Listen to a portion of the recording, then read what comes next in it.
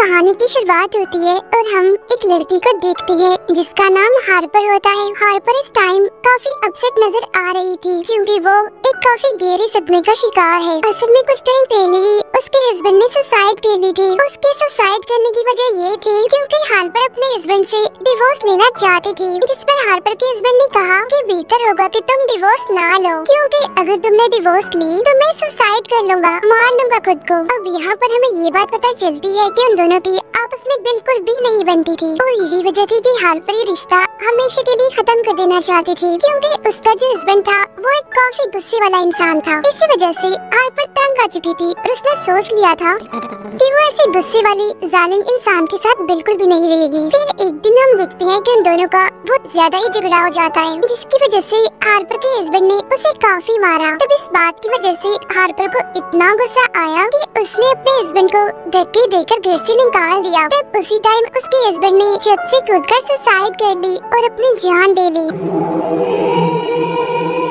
यहाँ हार्पर अपने हस्बैंड की मौत का जिम्मेदार खुद को ही समझती है और इसी वजह से वो इन सारी चीजों से बाहर नहीं निकल पा रही। हालांकि वो सब कुछ भुलाकर मूव ऑन करना चाहती है, लेकिन वो ऐसा नहीं कर पा रही थी। तो अब इस सबको भुलाने के लिए उसने घर किराए पर ले लिया, जो कि एक गांव में था, लेकिन ये गांव कंट्री साइड पर ही बना हुआ है और ये गांव बहुत ही खूबसूरत होता है। जैसे ही हार्पर घर में एंटर होती है तो वो उस घर के गार्डन में एक काफी बड़ा एप्पल का ट्री देखती है। उसने फौरन वहाँ से एक एप्पल तोड़ा और उसे खाने लगी। इसके बाद घर के अंदर जाकर उसकी मुलाकात हुई जेफरी से, जो कि असल में इस घर का ऑनर होता है। यहाँ उन दोनों के बीच कुछ नॉर्मल बातें भी होती है, लेकिन नॉर्मल बातों से हटकर जेफरी यहाँ पर काफी अजीब बातें भी कर रहा था, लेकिन उन बातों को हार्पर समझ नहीं पा रही थी। खैर कुछ देर के बाद जेफरी वहाँ से चला जाता है। थोड़ी देर के बाद हार्पर अपनी बेस्ट फ्रेंड को वीडियो कॉल करती है। वो उसे अपने इस नए घर के बारे में बताती है और उसे ये घर भी दिखाती है। इसके बाद जब हार्पर फोन बंद करती है तो वो काफी देर तक अपने हस्बैंड के बारे में ही सोचती रहती है। फिर फौरन बाद ही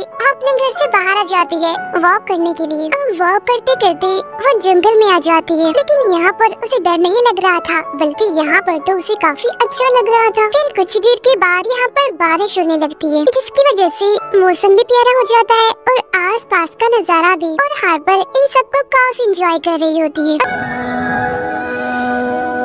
इसी तरह चलते चलते हार्पर एक पुराने टनल के पास पहुंचती है, लेकिन जब वो उस टनल के अंदर जाती है तो उसे वहाँ पर अजीब सा सुकून मिलने लगता है। फिर वो यहाँ पर जैसी आवाज लगाती है तो उसकी आवाज वहाँ पर इको होने लगती है,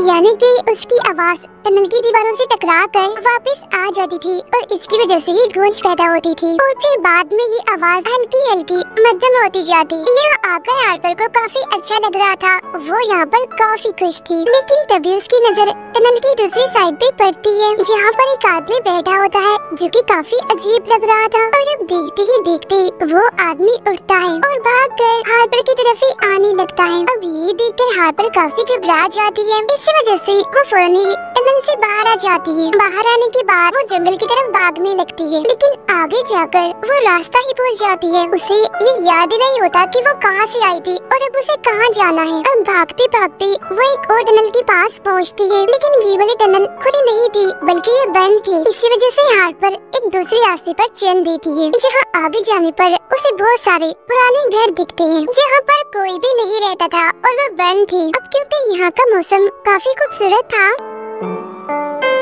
इसलिए हार्पर फौरन से अपना मोबाइल निकालती है और आसपास की पिक्चर्स और वीडियोस बनाने लगती है। लेकिन तभी अचानक से उसकी नजर उसी अजीब सी आदमी पे पड़ती है, जिसने कपड़े नहीं पहने हुए थे और वो अजीब हालत में खड़ा हुआ था। अब उसे देखकर हार्पर काफी डर जाती है और फौरन ही वहाँ से भागने लगती है। फिर किसी तरह उसे सही रास्ता मिल जाता है और वो अपने घर पहुँच जाती है। घर पहुँचने के बाद वो दोबारा से अपने फ्रेंड को कॉल करती है और जो कुछ उसके साथ जंगल में हुआ वो अपने दोस्त को भी बताती है। तभी अचानक से उसकी नजर फिर से उसी अजीब आदमी पे पड़ जाती है, जो कि हार्पर का पीछे करती करती उसके घर तक आ गया था। तब ये देखकर हार्पर फोन बंद करती है और फौरन से दरवाजे को बंद करने के लिए चली जाती है, लेकिन दरवाजा ठीक से बंद नहीं हुआ था, वो अभी भी थोड़ा सा खुला हुआ था।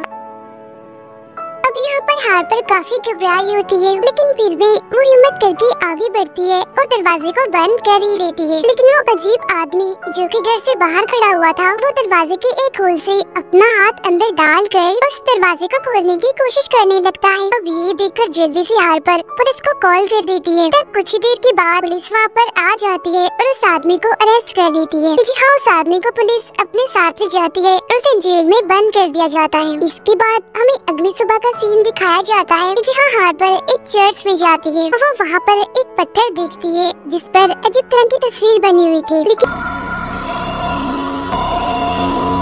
उसमें से अजीब तरह की आवाजें भी आ रही होती हैं। अब यहाँ इस चर्च में बैठकर हार्पर काफी रोती है। फिर कुछ टाइम के बाद वो चर्च से बाहर आकर घर जाने लगती है, लेकिन तभी अचानक से उसकी नजर एक स्ट्रेंजर पर पड़ती है जिसने की मास्क पहना हुआ था। यहाँ वो स्ट्रेंजर हार्पर से काफी अजीब तरह की बातें करने लगता है। वो उससे कहता है कि चलो आओ हम हाइड एंड सीक गेम खेलते हैं, लेकिन हार्पर उसे ऐसा करने से साफ इनकार कर देती है कि मैं तुम्हारे साथ कोई भी गेम नहीं खेलूंगी। तब इतनी ही देर में चर्च के एक फादर वहाँ पर आते हैं। वो वहाँ पर आते ही उस स्ट्रेंजर को वहाँ से भेज देते हैं। जी हाँ, बाद में हार्पर और वो फादर बैठकर आपस में बातें करने लगते हैं। यहाँ हार्पर अपनी और अपने हस्बैंड की सारी बातें फादर को बता देती है। तब उसकी बातें सुनकर फादर कहता है कि सब में तो तुम्हारी गलती है, आज तुम्हारी वजह से तुम्हारा हस्बैंड इस दुनिया में नहीं है, क्योंकि तुमने ही उसे ऐसा करने पर मजबूर किया।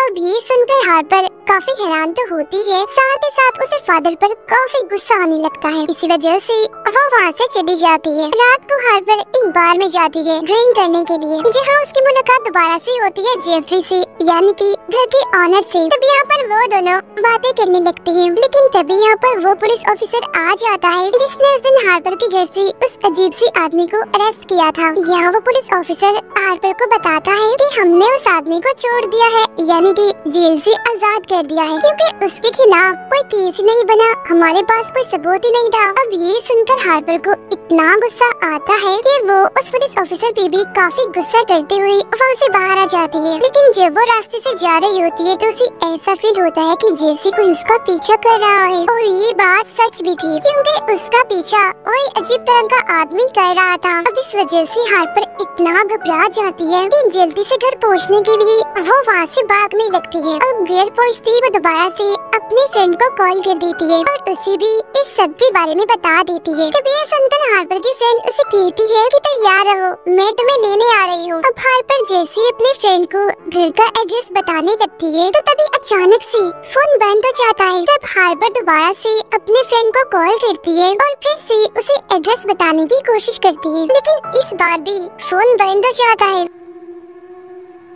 इसके बाद हार्पर ने टेक्स्ट मैसेज के जरिए अपने फ्रेंड को घर का एड्रेस भेज दिया, जहाँ इस मैसेज का रिप्लाई बड़ा ही अजीब आया। रिप्लाई ये था कि I already know where you are, यानी कि मैं पहले से ही जानता हूँ कि आप कहाँ हैं। लेकिन अब इससे पहले कि हार्पर कुछ समझ पाती तभी विंडो से उसकी नजर बाहर खड़ी हुई पुलिस ऑफिसर पे पड़ती है। तब फौरन हार्पर घर से बाहर पुलिस ऑफिसर के पास आती है और उसे पूछती है कि आखिर तुम यहाँ पर क्या कर रहे हो। लेकिन तभी अचानक से लाइट्स फ्लिकर करने लगती है और देखते ही देखते पुलिस ऑफिसर वहाँ से गायब हो जाता है। और तभी एप्पल की ट्री से बहुत सारे एप्पल्स नीचे गिरने लगते हैं। अब इस सारी सिचुएशन की वजह से हार्पर काफी डरी, काफी घबराई होती है। लेकिन तभी अचानक से एक आदमी भागकर उसी की तरफ आने लगता है, तब दरवाजे को बंद कर लेती है। लेकिन कुछ टाइम के बाद हम देखते हैं कि किसी ने घर की विंडो को तोड़ दिया और वही आदमी घर की दूसरी साइड से तोड़ फोड़ करने लगा।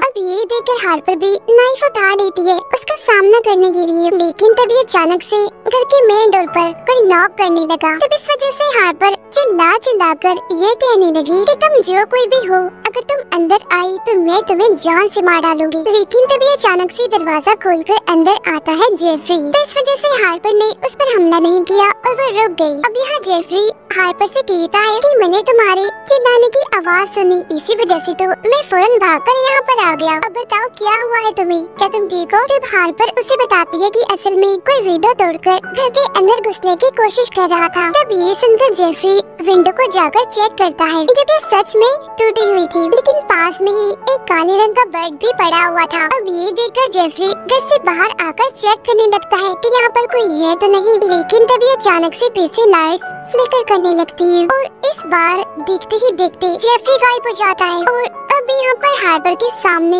वही अजीब सा आदमी आ जाता है जो कि स्टार्टिंग से ही उसके पीछे पड़ा हुआ है। अब उस आदमी ने फूल की कुछ पत्तियाँ फूंक मारकर हवा में हार्पर की तरफ कर दी और अब देखते ही देखते अचानक से हार्पर की हालत काफी अजीब होने लगी। उसे देखने से ऐसा लग रहा था कि जैसे उस पर किसी ने अपना कंट्रोल पा लिया हो। इसके बाद हार्पर घर के अंदर चली जाती है और दरवाजे को बंद कर देती है, लेकिन वो आदमी दोबारा से दरवाजे के होल से अपना हाथ अंदर डालकर दरवाजा खोलने की कोशिश करने लगता है। तब ये देखकर हार्पर उसके बाजू में वो वाला नाइफ घुसा देती है जो कि हार्पर ने अपने पास ही रखा हुआ था। अब इस वजह से वो आदमी अपना हाथ बाहर निकालने की काफी कोशिश करता है, लेकिन उसका हाथ बाहर नहीं निकला और दो हिस्सों में कट गया। और अब यहाँ पर हार्पर को ये लगने लगता है कि शायद अब मेरी जान उस आदमी से छूट गई है। इसके बाद हार्पर फौरन से किचन में जाती है जहाँ पर वो अपने सामने उस स्ट्रेंजर को पाती है, इन्हें जो कि उसे हाइड एंड सीक खेलने के लिए कह रहा था। यहाँ ये स्ट्रेंजर फिर से हार्पर से कहता है कि आओ मेरे साथ हाइड एंड सीक गेम खेलो। अब यहाँ पर नोटिस करने वाली बात ये है कि